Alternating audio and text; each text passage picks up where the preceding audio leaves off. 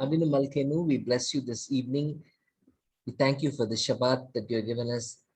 And as we, Lord, look into your Torah and learn from it, Father, we pray that you would be present in our midst through your Ruach HaKodesh and explain to us, Lord, and to find out the real depth and the meaning of your word.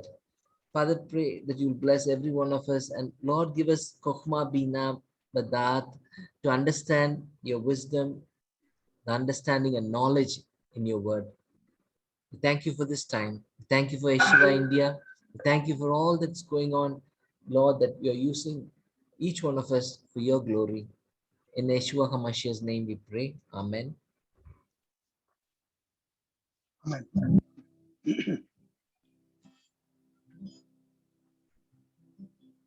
Shema, El Melech Ne'eman, God's a faithful king. Shema Israel, Adonai Eloheinu, Adonai Echad, Baruch Shem Kehu, Malchuto Le'olam Vayed. Baruch Hashem, Baruch Hashem. Wonderful. Shalom, Kavrim, Buchim Abayim, in the name of Yeshua, for this lovely Shabbat that we have. God has given us. It's a wonderful day. And it's only appropriate that we give him all the thanks and the glory and all the praise.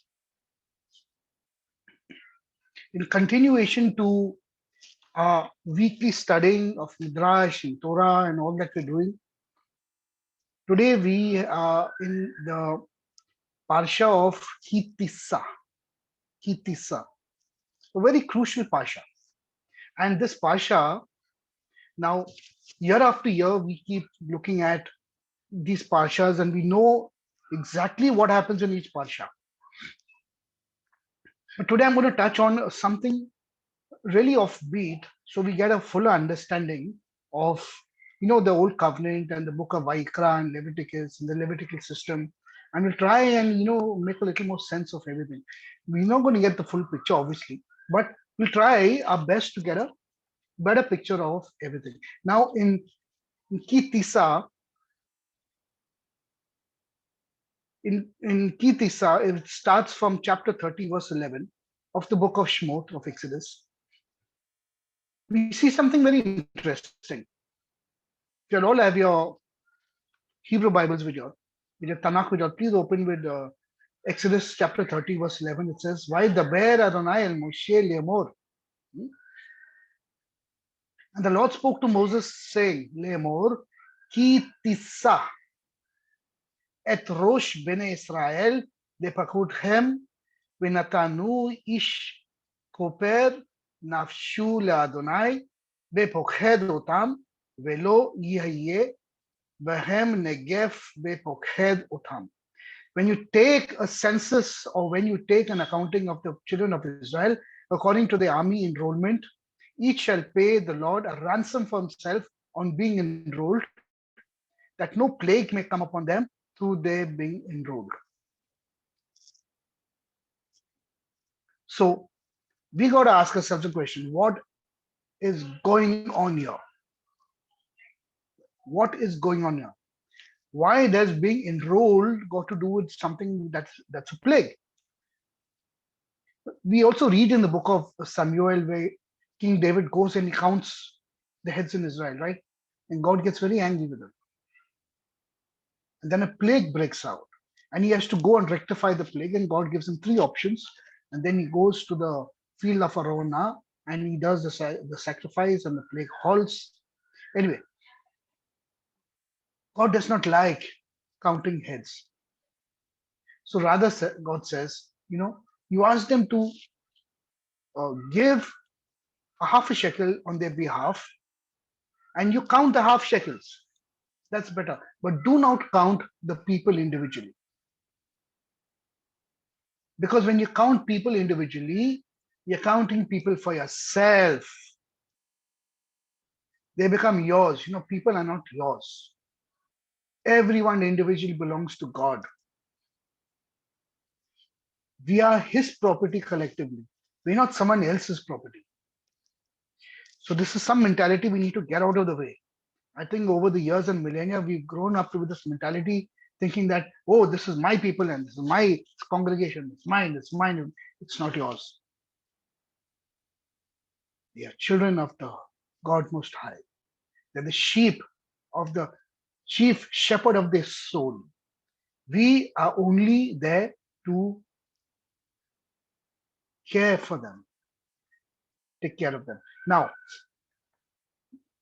what has half a shekel got to do with the plague? So this is where we realize and we see that the Torah is not written in chronological order. It's not written chronological, and it's written in a way, it's almost like Moses thinking aloud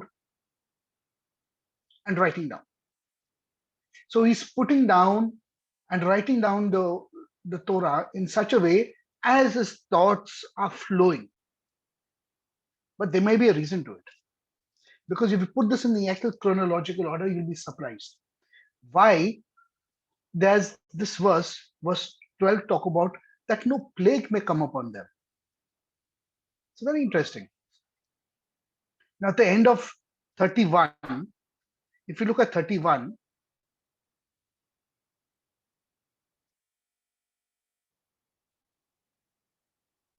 sorry, 32 verse 35. If you look at 32 verse 35, and if you go there,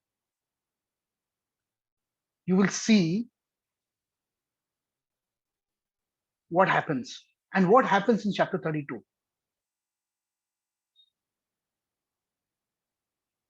In 32 verse 35, it says, the Lord tells Moses, now go, lead the people where I told you. My messenger shall go before you, but when I make a pekudah, when I make an accounting, I will bring them to account for their sins. And then it says, then the Lord sent a plague upon the people for what they did with the golden calf that Aaron had made. So now we understand a little. We're getting a glimpse into as to what is actually happening out here. Now I want to give out the chronological order. God descends on the mount at Har Sinai. He's giving the Torah to them. And then they tell Moses, no, wait 1 second. We don't want to hear God, we're going to die. You take the Torah and you give it to us, we will listen. We will do. So then that puts a halt to it. They do not want God to speak the Torah into their hearts. And God goes along with the flow because God knows exactly what's going to happen. So then Moses goes up to the mountain, and Moses is on the mountain for 40 days and 40 nights, and he's getting this Torah. And in between, we're getting portions that are not in chronological order. Okay. And while he's on the mountain, now these people are playing the golden calf. So Moses comes down finally with the two tablets. He sees them sporting with the golden calf. He breaks the tablet, he crushes it, gives them to drink, and a plague breaks out. Besides 3,000 of them being slaughtered by the Levites that day, a plague breaks out.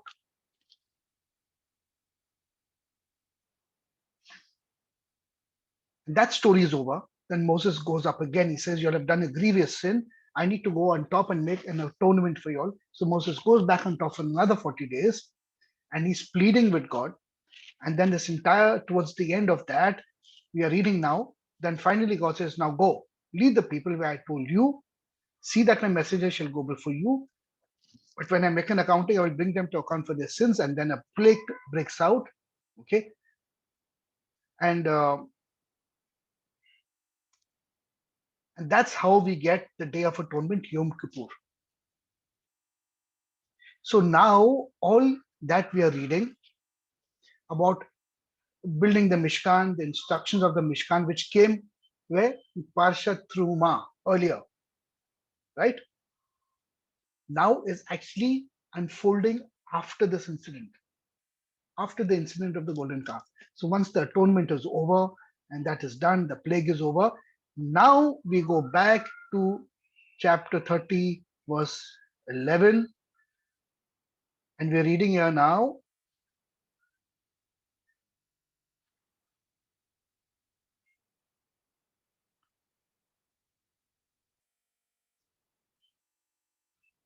When you take a census of the children of Israel according to the army enrollment, each shall pay a ransom for himself. Okay. Or it says, Ki Tissa et rosh bnei Israel ve'pekudatchem natanu ish koper nafshu. So then make an atonement. Why? Because now God is saying, y'all want it easy. I give it y'all very easy.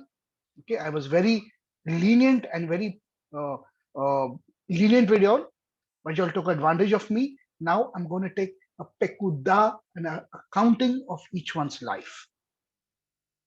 So this is all after the golden calf. Okay, I want you all to understand the chronological order.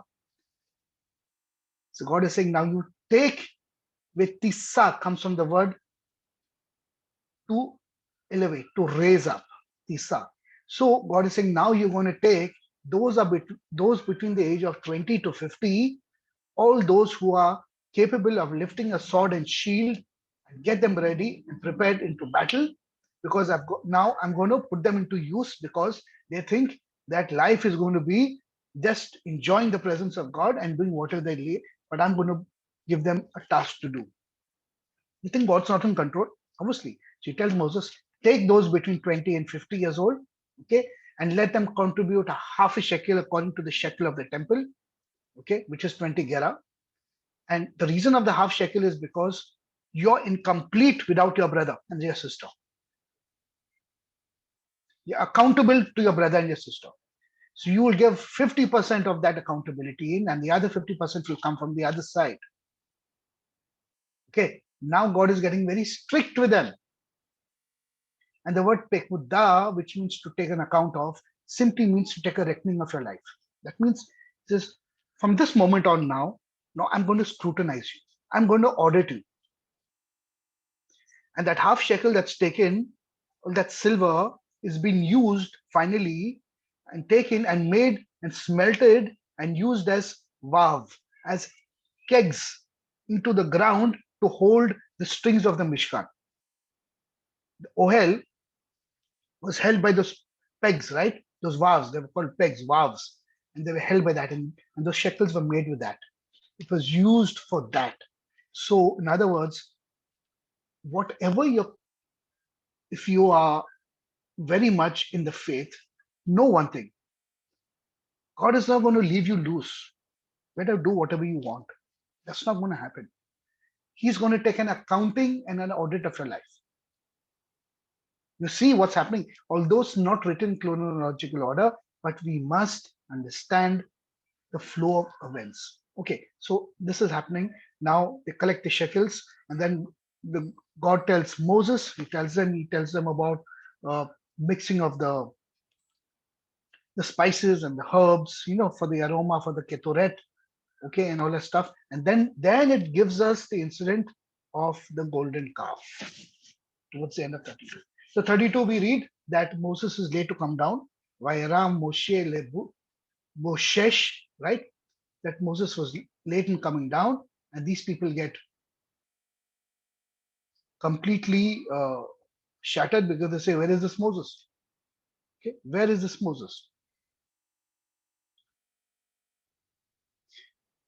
Vayara ha'am ki boshesh Moshe leredet, in 32 verse 1. And they saw that Moses was late in coming down the mountain. So the people assembled themselves together. It says, Al Aaron, Ayin Lamed, on Aaron. That means they literally stood on Aaron's head with swords in their hand and said, we've got to sort this problem out. We've come out and there is no Moses here. There is no idea what has happened to Moses. He's gone up that mountain. He's probably dead, and he's late. Okay. It is also said that Hur, artist. He also on. that Hur also was killed in this encounter which was happening. So they were haggling each other and pushing people around, and the entire camp was a complete mess. And Aaron had to give in, and then Aaron says, "Okay, let me buy time." So he takes the gold from them. He asks them for the gold and the ornaments, okay, and takes it. He ties it into a big scarf, and he throws it into the furnace and the fire. And at that point of time, there are two strains of thought out here. Either Aaron takes it, smells it, and makes a calf for them and makes an idol for them, or it says that those people who came out, the Erev Rav, the mixed multitude that came out to them, some of them also were people who had knowledge of the arts and manipulation of nature and of magical arts, and they conjured up something while that thing was on fire, and what came out was the golden calf, okay, Mikase, Egel, and they install that as the god, and then see what they say out here. I want you to know this. In verse 4, it says, Vayichak mi yadam vayodzer, and he is forming him. Bekheret, with an incision instrument. Vayahasu egel mikase, and he's making him. So he formed him, okay, and then he made him mikase egel vayamru, and he's saying, and they are saying, who is saying? They're either saying to themselves, or the Erev Rav, or the people who are not the natural born Israelites, are now saying, "Haha, your Moses is gone, your God is finished now. Now we will show you who we are and what we can do. We'll show you God." So they've instigated everything. The children of Israel have joined them with that because they've gone into a kind of quandary out here. And now they are saying, after this has happened, and after they have probably, by whatever art or something they have done, and this thing has come out, they said, "These be our gods of Israel that brought you up from the land of Egypt." Okay, now everything is a big mess out here, and this has such a big ramification, a huge ramification. What is the ramification? We know the story that uh, God tells Moses is, "Depart from me right now, because I am going to destroy these people. That's it. Move." And then Moses pleads with them, and he does kapara. He literally does a kapara by saying, "Lord, remove me from your book of life. Remove me from your book of life." And then God overlooks, but he says, "Nevertheless, I will take an accounting of the sins when I shall take an accounting." God has his own time to take accounting of their sins and transgressions. And then a plague broke upon them. We read that. Now we jump back. Now, after all this is done, the Day of Atonement has been installed. Now the Mishkan is being built. So Moses is now giving the final instructions after this incident, saying, "Okay, now all said and done, let's move ahead with life. And now let's start building the Mishkan." Then he calls out Betzalel and Ohalav from the king of Dan, and he gives them the instructions, and they, through the wisdom knowledge of God, start building the Mishkan. It takes them 1 year, and the next year the Mishkan is ready on the 1st of Nisan, and it's installed, and that's how the entire process of the Mishkan starts on the following year. Okay, this is the chronological order. But the impact of all this which has happened is very great. Because if I look at the impact of this now, let's look at the impact of this. Okay.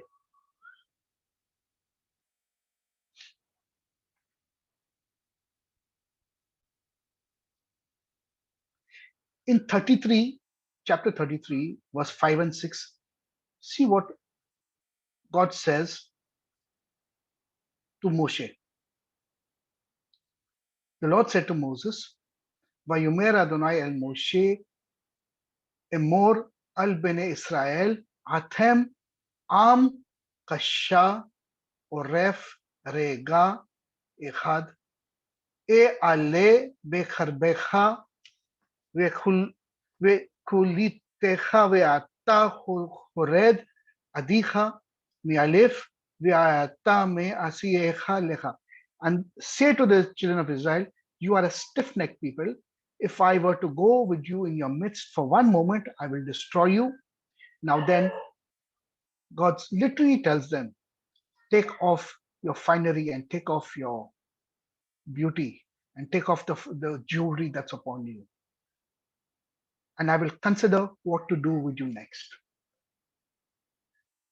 God is saying, all the beauty and the honor that I have adorned you with as a bride, and I brought you out and I lifted you to a very high level, okay, wanted to rectify you at such a high level.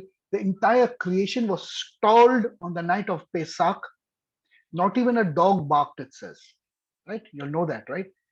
And I brought you out and I gave you garments of righteousness, brought you before my holy mountain, and I crowned you with glory and honor with spiritual garments. And then you go and you do this evil act of the EGEL ZAHAV. God says, remove all of it right now.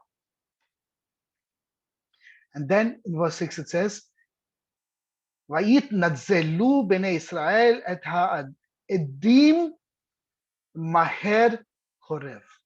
And so the Israelites remained stripped of their finery from Mount Horeb onwards.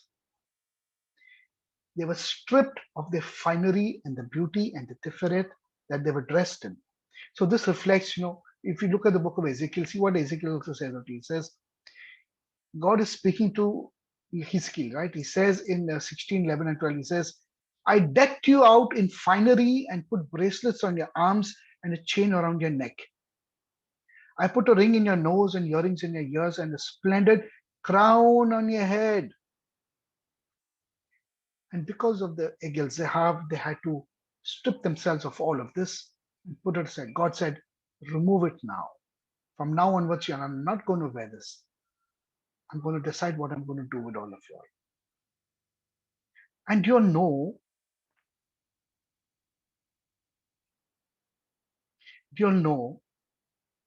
I'll tell you something. After this, the Mishkan was no more in the center of the Jewish people. Moses built it outside the camp. You'll know this. It was built outside the camp, and the people, whenever Moses left the camp to go towards the Mishkan and the glory cloud descended upon the Mishkan, the people would arise in respect and watch Moses go outside the camp. The Mishkan was no more inside the camp after this, my friends. So I want you all to gather the impact. So that means God removed his presence from the center and removed it out of the camp. Anyway, everything stalled. The entire plan of God stalled. Everything stalled. The food rectification stalled. Everything was completely stalled. And then Moses took over. God put the onus on Moses, and everything came down, till we came down till the time of the exile, the first temple, the second temple, King David's time, till the time when the rabbinical order came into being, and everything was, a big.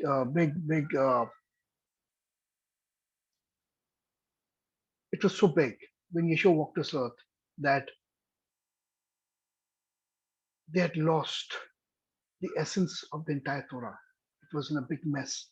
Therefore, it was very essential that Yeshua had to come and put everything back in place. Okay. Now, when I reflect on all these things, I'm just giving you all a gist of the story of Tissa. But when I reflect on all these things, today in Tehillim chapter 40, Please turn with me to Tehillim chapter 40, and we're going to read, and I want to read basically, touch a little upon David HaMelech, and I want to show you David HaMelech, how he is looking at Israel and his heart for Israel. How is it crying out for God? Today, we're going to get a very different perspective of the relationship of David HaMelech with God and what he feels, what he understands, what he does, okay, what he says and what he prays. Turn with me to chapter 40, Tehillim.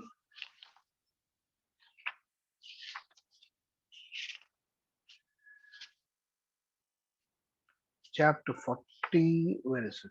Psalm 40 rather, okay.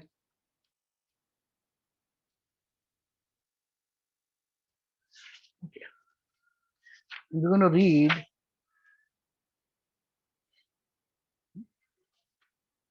now this entire psalm.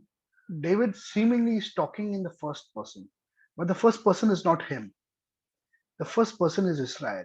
So keep that in mind. Okay. So this is what he says. Okay. He says, Le menadzak la David mismor.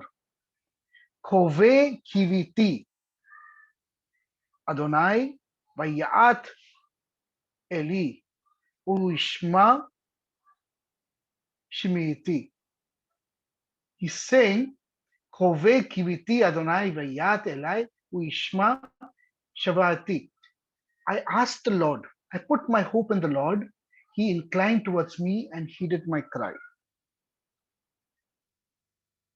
The right way to understand the word kiviti, Koveh and kiviti, is the word from you get the word kava or tikva, which is hope in Hebrew, hope. But that hope is very expectant hope. It's extremely expectant hope. That means something needs to be in place, but it is not in place, and I am getting agitated in my soul as to when is it going to happen. That's the reality, what's supposed to happen. That is the true meaning of kiviti, that something's amiss. This is what is supposed to be there, but it's not there. Okay, so he says Koveh kiviti means I ask the Lord in expectation. In this expectation, he says, and he inclined towards me and heeded my cry. He raised me up from the pit of turmoil, from the muddy clay. He stood my feet as on a boulder. He arranged my footsteps. He put a new song in my mouth. Okay. What is it referring to? It's referring to the children of Israel leaving Mitzrayim. Leaving the miry clay in Mitzrayim and then taking them, arranging their feet on the boulder, arranging their footsteps in the wilderness. He put a new song in my mouth, like the song of Moshe, okay, and Miriam. Praise to our God.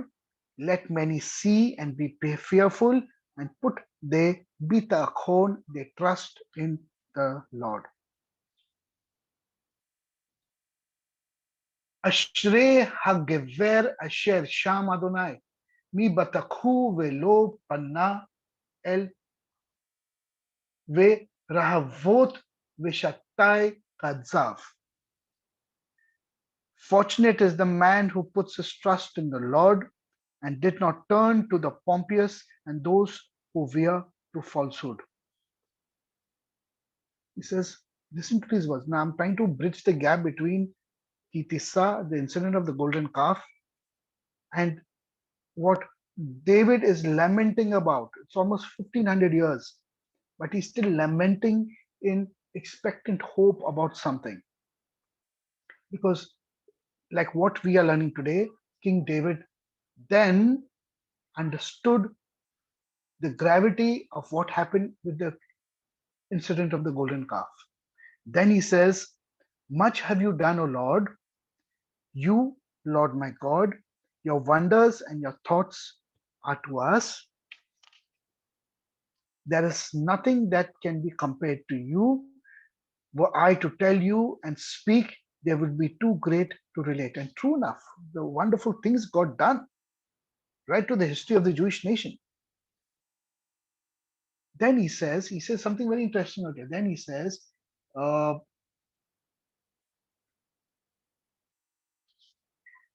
in verse 7, he says, Zabak u manachot u minka. Zabak u minka lo yichafatzta. Zabak, a sacrifice, and a minka, and an offering you do not desire. You've never ever desired that. Okay. From this statement, you may learn that Moses, okay, you will get this statement, and with this statement that he's making out here, you will understand that David knows something which he's trying to put into words, because even 1500 years after the EGEL ZAHAV, he's grieving in expectant hope as to why did that incident happen? Why has that happened? And not only that, now he says, each time something horrible happens to the Jewish nation, it is because of the result of the EGEL ZAHAV.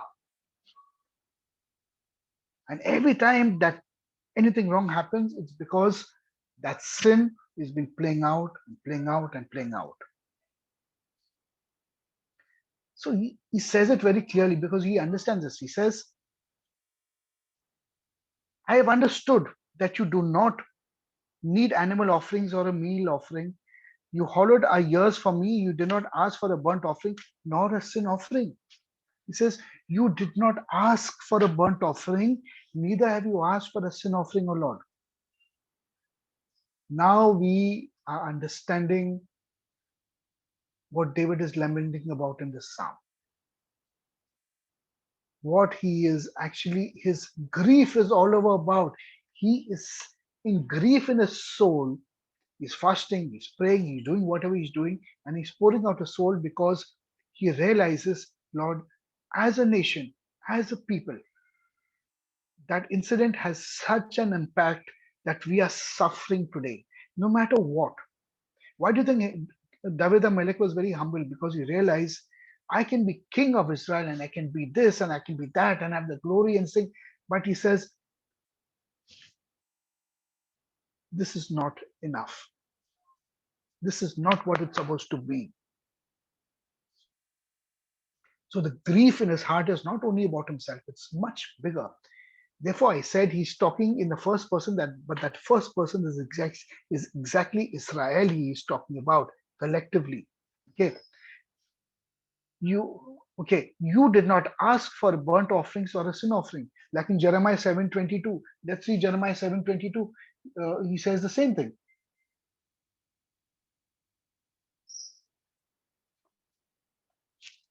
Let's see what Rashi says. Okay, he says something very interesting here. Let's look at the words of Rashi. It says, on the day of the giving of the Torah, as it is stated in Exodus 19:5, it is said, and now if you will earnestly hearken to my voice and do likewise, okay, and hear my voice and this thing and follow my commandments, and I will be your God and you'll be my people.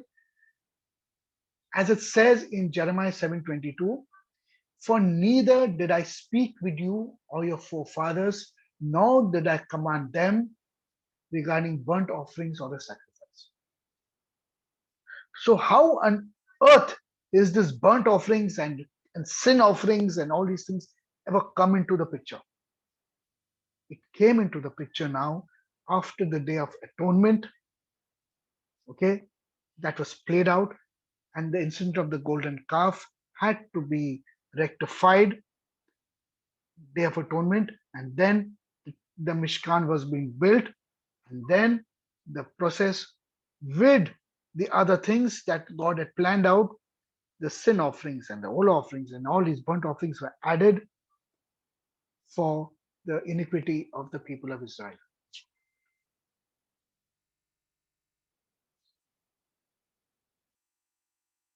So Rashi is paraphrasing God's thought out here. He's saying, but I did not require it as an obligation to burden you. Okay. The daily sacrifices and additional sacrifices are only meant to bring me pleasure in the sense that you understand what it means to be rectified, and that a person is amiss and he rectifies himself immediately. And that I ordained, and that will was performed, but it's a small matter. But King David HaMelech recounts the entire error. He's looking at the entire error and he's saying this confidently, saying, Lord, if only we understood that it's not about the slaughter and the sprinkling of blood and the sacrifices, it's not about that. He seems to consider that such a huge mistake and the gross error of judgment of Aaron and the children of Israel, even after so many 1,000 years, he's still crying to God and in expectant hope, Koveh Kiviti, and he's saying, Lord, rectify. When is your time of rectification going to come? Let's keep reading Psalms.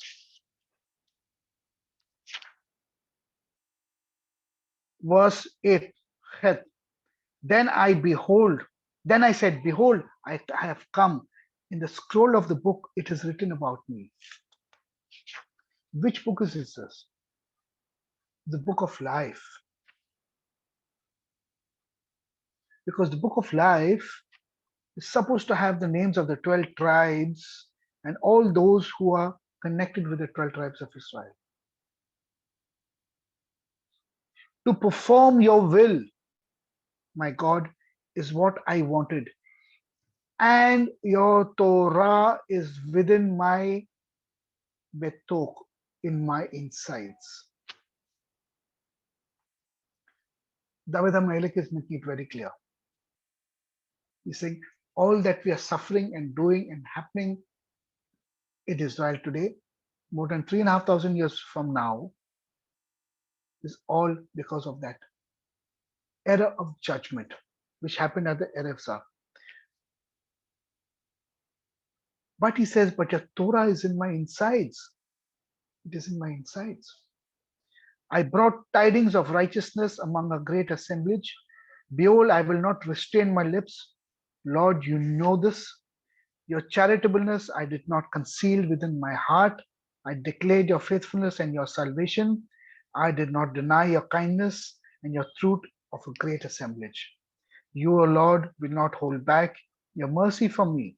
Your kindness and your truth will always protect me. For innumerable evils have surrounded me. I saying this again. He's talking in the first person, but he's actually talking in reflection of Israel. For innumerable evils have surrounded me, my iniquities overtook me, and I was unable to see. They outnumbered the hairs of my head, and my heart has abandoned me. Lord, have the desire to save me. Lord, hurry to my aid. May those who seek my soul be extinguished and be shamed and abashed altogether. May those who wish me evil retreat to the rear and be embarrassed. They will be astonished at the precise ramifications of their shame. Those who say of me, mock me basically. All those who seek you will rejoice and be happy in you. They will always say, may the Lord be magnified. Those who love your Yeshuati, your salvation. For I am poor and needy, Lord, will give consideration to me. You are my help, my refuge, my God. Do not delay. Very, very interesting. Now, when I am looking at the intent of David HaMelech, what he's recounting, and if now you read the majority of his Tehillim, of his Psalms, you will understand that although he's talking in the first person because of his personal grief, but there's also a voice of the Holy Spirit that's talking about Israel there in Kiviti, in Koveh Kiviti, in asking in expectant hope, Lord, when is this rectification going to happen? I know that evil that happened, and it's been a burden for us all these years. But Lord, please rectify me. This is Koveh Kiviti asking in expectant hope. Now, there are two places where census is taken in the in the Tanakh. One is this place we read, okay, the half shekel. The other is in Numbers chapter 1, when God says, you take a census of everybody, okay? Do not mix the two. That was for a different reason altogether. This was for a different reason altogether. That was for the first day of the first month on the inauguration of the Mishkan. Here is for a different reason altogether. Okay, it hinges around the word pakhad, which means that after these people have sinned, now I'm going to take everybody who is accountable for their life, 20 years to 50 years, and I'm going to hold them accountable. I'm going to take a half shekel for them. I'm going to take that as a kapora and use it in the Mishkan. It will be like a peg. The Mishkan will be built with it, and it will be there forever and ever, olam ad olam, ever and ever. And they will be held accountable for their life. Everything that they say, do from now onwards, there's going to be accountability, and God is going to visit them. Whenever it says God visits you, it uses the word pakudai. Like also in Numbers, it says there's a parsha portion pekudai. Same thing. So whenever it uses the word pekudai, it means there's an accounting happening about your life. You see, we live our lives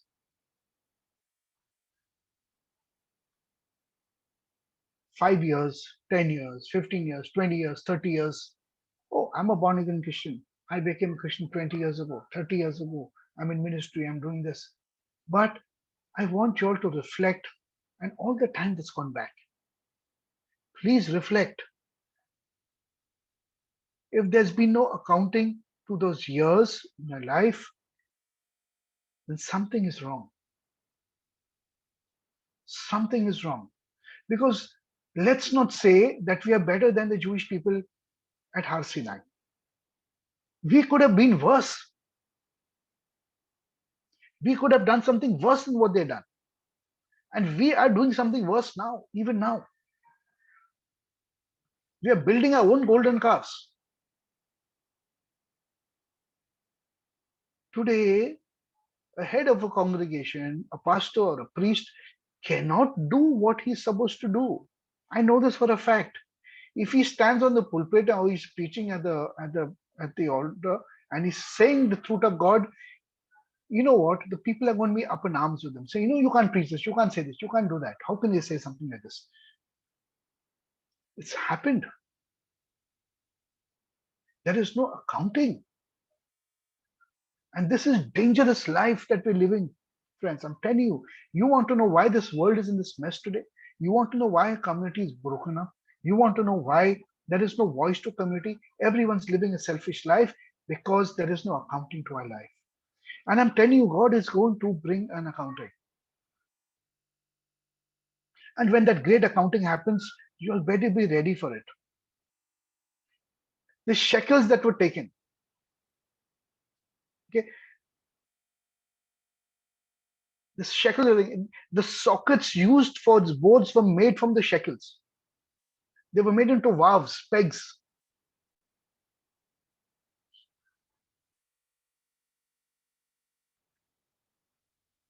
And the 100 talents of silver were cast, and sockets of the sanctuary were made in Exodus 38:27. Consequently, you learn from this that the two consensus were taken. One at the beginning, the time of Har Sinai and the EGEL ZAHAV, where God said, you all cannot operate in the kingdom anymore in a way that I'm going to turn a blind eye. I'm going to take accounting for everybody. And the second time was where he finally takes an accounting of the life in Book of Numbers. Everybody gives that shekel.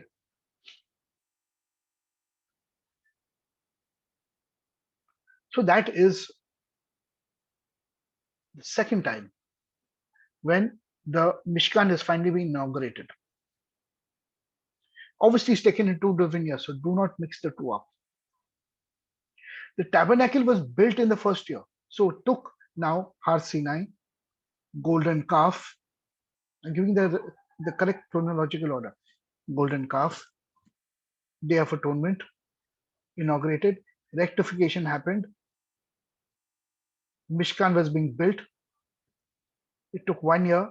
After that 1 year, then the Mishkan is built, right? Inaugurated, and then starts the entire Levitical priesthood starting from there. And then in between, and it's amazing when you think of even the last Torah portion. That's the way God gives the instructions to Moses about the garments of glory, right? The big day Kavannah, and all this is happening. Now you'll understand that the Torah is not written in very chronological order. It's just Moses' thoughts. He's just putting down here, there. But there is a intelligence to this randomness. There is an intelligence to randomness. Why is it scrambled? Because if it's plain and simple, everybody is going to be so easy to read. Somehow it's given to us in a very scrambled way so that we, with interest, with perfect Kavannah, look, submerge ourselves and understand what's happening out there.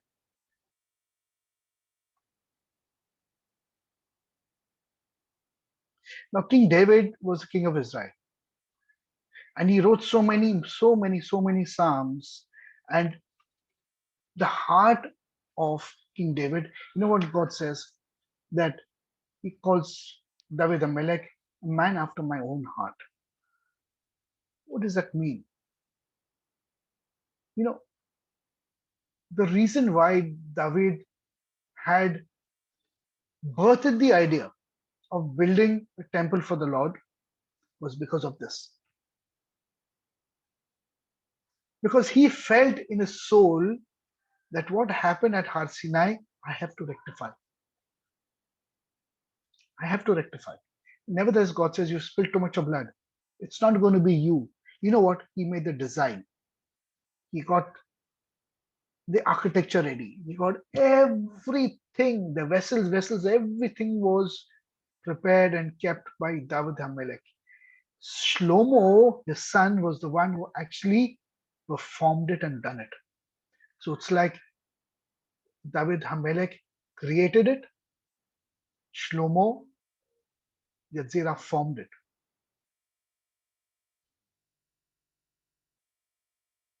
Made it. But the reason why that temple was there, now we're getting a very different understanding, was this Koveh Kiviti, this desire, expectant hope for what? That gross sin, Lord, which my fathers and my forefathers have committed.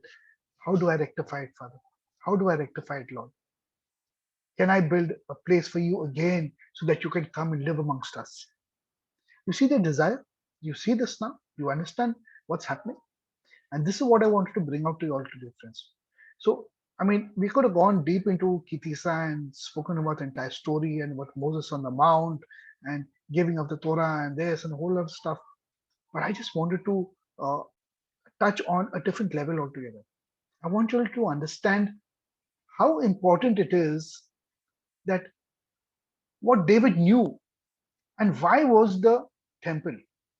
Now, if I say there's going to be a third temple, if I say that, the third temple is going to be built, what is the merit of the third temple? Can anyone answer that? Who's going to build that third temple? Is it going to be the Antichrist? Is it going to be some nation who's going to come and build it? Is it going to be with the Jewish people who are going to build it? But even if they are going to build it, what is the intention? to come back to those sacrifices and those old offerings which God never commanded in the first place altogether? Because the moment I go there and I say I want to start the sacrifice again, I am indicting myself, because that was not required in the first place. If they continued walking at the level that God brought them to, and never divested them of those garments of righteousness and the spiritual adornment and the crown and the finery and the jewelry which only God knew, blessed them with, there would have been no need of the sacrifices. But the sacrifices came into play because of this. And then the rectification took so long, till the time Yeshua came and he perfected that process and brought that process back again of what God gave Moshe at Har Sinai and said, you're going to go back to the original version. Now, if we have a third temple, and now if we want to get down to the place and say, okay, let's start the sacrifices all again, that is a problem, my friends. This is a big problem. So I want you all to reflect on these things. I want you all to reflect. And I want you all to reflect on this word pekudai. So let's go back to that again, okay?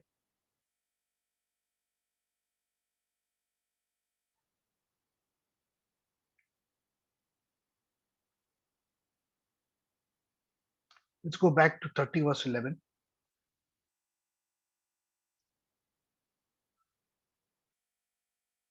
And read that again because it's extremely important to understand. Okay, this is where Tissa starts. Vaidaber Adonai el Moshe lemor, Tissa, when you're taking up some of the sons of Israel. Why does Moses have to take up the sons? Why does he have to elevate them? Why does he have to lift them up? Because of the reason I told you. God is not going to leave any loose ends now. So he's telling Moses, you tighten everything up, put them, enroll them by name. And you're going to take, it's like enrolling yourself, conscripting yourself in the army. It's exactly what it is. And they became the army, right? They became the army of Israel.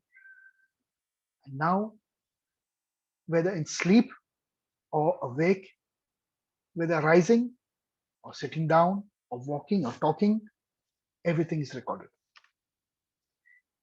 Tissa, you are to take these people and raise them up, train them, bring them to a level that they're going to be able to be fed with alacrity, ready to go into battle, ready to throw out nonsense and sin from their life.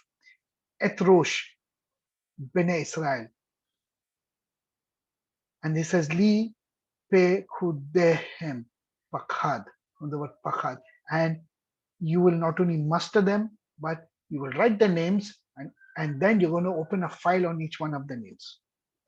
And each one of them is going to be accounted for, is going to be audited, is going to be scrutinized, they're going to be evaluated. That's it. So my friends, listen, when we come into faith, not that you're born Christian. I'm not interested if you're born Christian. Your parents may have been Christian. I'm not interested in that. When you come to faith in Messiah, the day you come to faith in Messiah, you have given your half shekel. And that half shekel has become a peg, a valve in the kingdom of God. You're pegged. And you know what? Your pekudah and accounting has started. This is true for the Jewish people. It's true for us who are grafted into the Israel of God. Very, very true. Venatatenu ish kofer, and this will be the kapar. This will be the sheltering ransom. This will be the kapora. Nafshu la Adonai, to the soul, each soul to the Lord. you will muster to them, and not ye shall become by him, so that no plague will come next to them. So now this plague is coming in context of what has happened. God said, if you do this, you muster them, this will avoid a plague of what you've seen before. What did they see before? The sin of the golden calf of the EGEL ZAHAV, friends. I hope you all have learned something today. I hope you all have learned that one, Torah is not written in chronological order. It is scrambled with an intelligent randomness. It takes an eye to pick out this randomness and put it into chronological order. Once that happens, we're able to understand, read, see, hear, be led with the Spirit, Holy Spirit of God, and our eyes and understanding and wisdom increases. Second is, all our lives are unaccounted. There is no way you and me can escape from this. Our lives are unaccounted. Be serious about our lives. The day we have come to faith, your vow is being pegged out there, and you are being accounted for. That accounting, behold, I come. In the scroll of the book, it is mentioned of me. The life is written in the book of life. And if it's written in the book of life, don't think, oh wow, my name is in the book of life, and that's it. I'm going to enter into life. No, no, no, my friends. Your auditing is started. The accounting for your life is started. Every single thing. Why? Because, like the sin of the golden calf, although we were not there at Har Sinai, we are of the nations, but we also have our own golden calves. And I see very big golden calves in our congregations and in our Kehillas today, specifically in the churches. I see very big, not calves, the motherlode cows and milches, fattened. And this is our sin. So I want you all to reflect on this, friends. I want you all to study this portion, study Psalms 40, read it in the right context, understand the intent, the Kavannah of King David. What is his heart? Why does he desire to build the temple of the Lord? Why does he desire to bring, like the Mishkan? He said the Mishkan was a tent, but I will do a better place for the Lord and prepare a better place for the Lord. And then the temple was destroyed and it was broken, and they went into exile. The second temple came up. That also was destroyed. So, friends, reflect on all these things. Understand the ways of God. Understand how beautiful He is. What is required of you? To listen to His voice, to do His commandments. For Micah says Micah the Navi says, for He has shown you, O man, what is good and what is required of you, to do justice and show loving kindness and to walk humbly before your God. If you follow all of this and walk in equity and yashar and be the Israel of God, you will not need to go back to any system that has sacrifices and blood offerings. Nothing of that sort, friends. God bless all of you all. Have a wonderful Shabbat. Shabbat Shalom. Please join us for prayers in the morning. We'll have Shacharit prayers. And I hope you'll have a wonderful week going ahead. God bless. Yitrot. Laila Tov.